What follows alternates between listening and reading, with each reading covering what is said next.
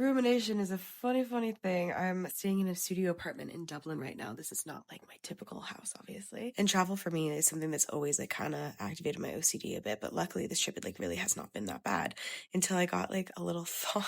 Basically, the number on my door is a trigger number for me. And I'm going to show you it in the morning. But it bugs me how many nights I'm sleeping here because of that number. I'm 8 years into exposure and response prevention therapy now. But typically, kid you not, I would have booked another hotel no matter how expensive it was instead of staying here. I'm getting like little twinges of anxiety here and there because of the number, and with like obviously how many nights I'm staying in a row with that number being on the door. But because I've done so much exposure therapy with this number, and every single time like it's turned out okay. It's a number that's actually like involved in like my Gramps' social security number and everything too, which is also giving me a lot of hope. So I've tried to like associate that number more so with him rather than with the things that I'm scared of. I'm going to stop being so ominous in a second, like with exactly what the number is and everything like that. But just, I don't like to talk about it until I've conquered the fear and I'm done with it. And then I can talk and reflect on it. That's just how my body processes things. If I talk about things that I'm scared of, like in real time, it causes me to ruminate 10 times more and I get stuck in my brain. And then I get worked up. But I'm about to go to bed. It's about 8:30. I'm about to go to bed. I'm a little sick. I have a little bit of a cold, but I'm going to try to hit the hay in like an hour or so. I am sad to be leaving Dublin as well. I've been here for 3 days and it's just been like the most amazing 3 days, just seeing friends and traveling. And it's been so happy. So I'm not going to let this ruin my trip.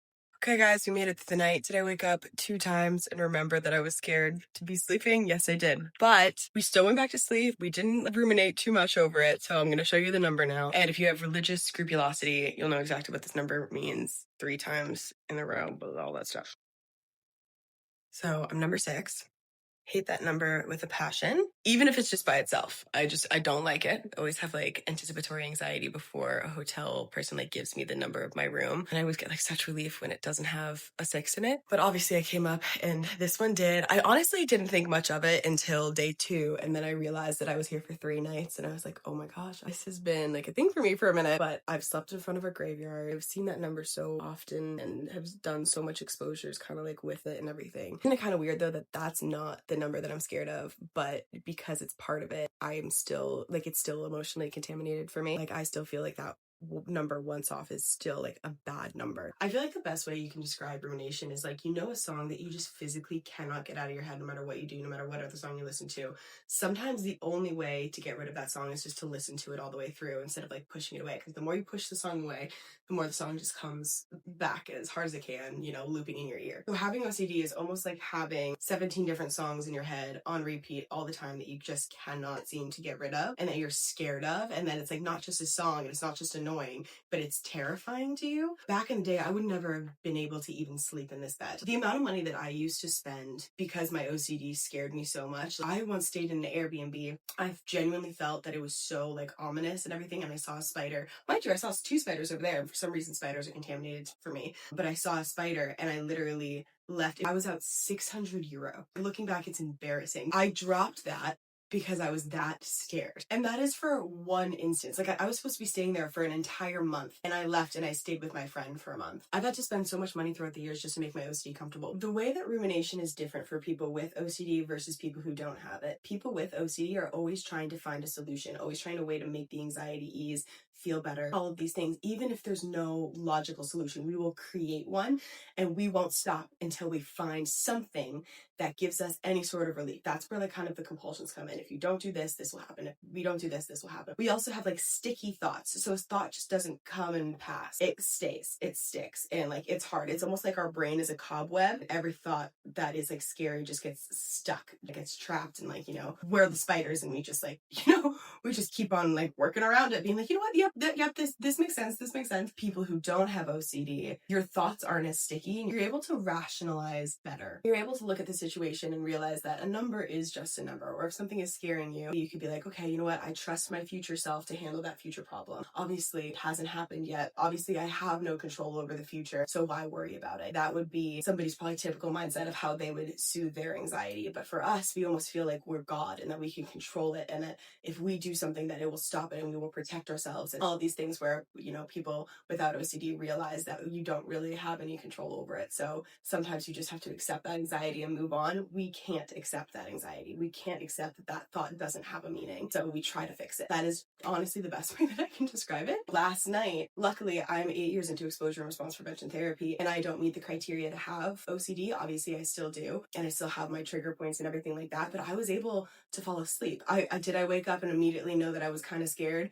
Yes, but then I was able to self-soothe, understand, rationalize, realize that there is nothing that I could do. And if that happens, I have to trust my future self to handle those future problems, because only then will I have all the information to be able to handle that. Right now, I don't have all that information. Like, what if something bad does happen? I'm thinking about tens of thousands of different scenarios that could possibly happen, and none of them could happen. Something totally different could happen. And I was spending all of this time worrying for something to turn out completely differently. I feel like when you have OCD, you try to prepare to protect us, to protect our future selves. In reality, we could be preparing for the wrong thing. I try to self-soothe with my thought process. I can either worry twice or, 17,000 times if you have OCD, or I can worry once when it happens. Or if I have a little bit of anxiety, I can tell myself that when it happens, only then will I be able to truly make the decisions that I need to make. The things that popped into my head about the horrible, horrific things that could happen, even saying these out loud is kind of giving me anxiety. I could lose somebody I love, something could happen to me, something horrible could happen to somebody that I care about. All of these things could happen, but they also could not.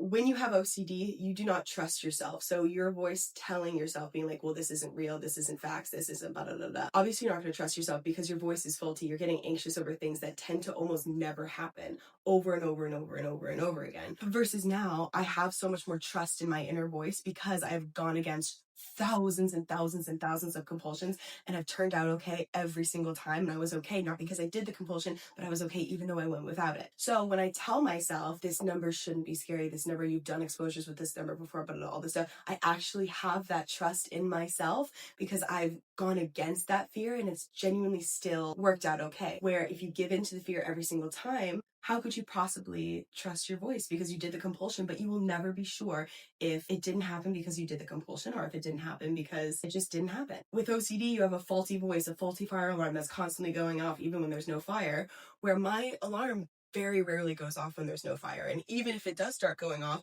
I'm able to look at the rational situation and I'm able to trust myself because of how much work I've done going against my compulsions and targeting my fears and realizing that I was okay even though I faced them. And I made myself braver, so I'm able to trust myself more. I remember in the thralls of my OCD, I viewed myself as so weak that I couldn't handle anything. I needed to do all of these things to make sure I was okay, and it was so overwhelming. Whereas now I have so much pride in myself because I constantly try to push to make my bubble bigger. I constantly try to push myself outside of my comfort zone and do things that I'm scared of. So I have more faith in myself because I'm like, you can do hard things and you do them and you're not like a victim of them. So I don't know if that made sense of how I explained it, but that is the best way that I can describe why my rumination is not as bad anymore as it was when my OCD, when I was just in the thralls of it. So all of that to say, right now, do I have anxiety because I've slept here 3 nights? A little bit. I honestly do. I have a little bit. Is it going to affect my day, what I do, what I say, how I act, what I wear?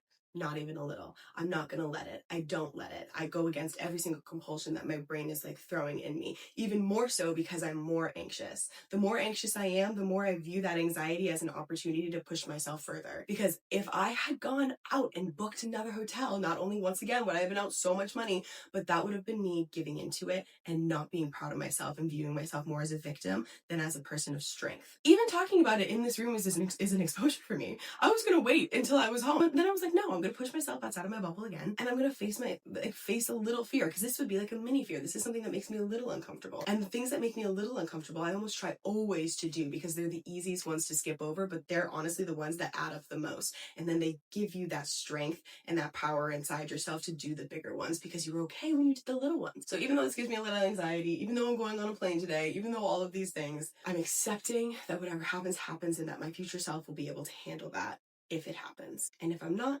then I have no control over it anyway. And also, just so we're clear, if something bad does happen, that does not mean that it correlates to this. My brain would think it would, but if you think about it, like rationally, like I know this 8 years later, like rationally, a number is just a number. Is the whole room that number? No, and it's not even the number that I'm scared of. It's just like that sequence. It's so weird how OCD can just like take something that honestly has nothing to do or very minimal to do with what you're actually scared of and associate it with that. Because of my scrupulosity, for example, like if I saw like an X on the street, I could be like, well, if I just tilted it this way, it looks more like a cross, things like that. It's like that things that have nothing to do with what you're actually scared of. You can make it so you're scared of them, which is what makes OCD so traumatizing, to be honest, which causes more rumination because you're constantly looking out for things that you're scared of. But I'm telling you this right now, if you start looking out for the color yellow, you're going to see the color yellow everywhere. And it's not that it wasn't there before. It's just that you're noticing it more now because you're actively looking out for it. So that is my little rumination rant of the day. I hope that this helped. If you or somebody that you know has OCD, go to NOCD.com. You can schedule a free consultation call with them, or you can go on their website and learn more about your symptoms, your OCD, and everything about the disorder. Thank you so much for listening. I hope that you guys have an amazing day.